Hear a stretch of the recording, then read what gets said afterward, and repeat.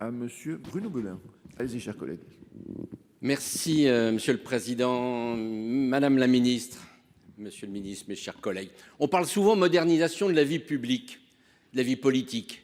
Et à 27 mois des prochaines élections municipales, déjà 27 mois, il y a des pistes à travailler sur l'échelon préféré des Français et le calendrier le permet. Je pense d'abord à la question du panachage. Vous savez, dans les communes de moins de 1000 habitants, quelle est son utilité de maintenir ce système archaïque, il faut bien le dire, qui remonte à la Troisième République, qui parfois a des conséquences délétères dans les communes.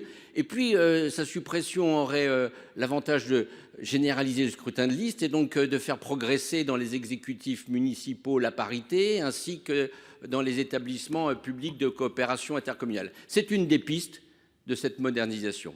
Et puis, il peut y avoir d'autres prises, par exemple la possibilité, au cas par cas, de diminuer le nombre de conseillers siégeant, notamment dans les communes les plus rurales, là où il va y avoir des difficultés. C'est un principe de réalité, Madame la Ministre, parce qu'on voit bien qu'on va être face en 2026 à une crise des vocations, et ce qui, évidemment, me fait tourner ma question sur les sujets de que fait-on pour susciter des vocations dans nos communes.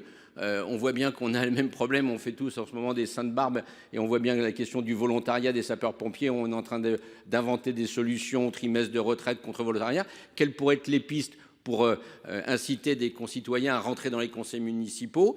La revalorisation des indemnités de fonction, oui, certes, mais payées par l'État parce que les budgets communaux aujourd'hui sont à sec et donc il n'y a pas de possibilité d'aller au-delà, sinon les élus seront les premiers à se restreindre.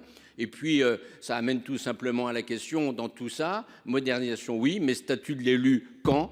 Et c'est le débat que j'aimerais que l'on ait dans les mois à venir, Madame la Ministre.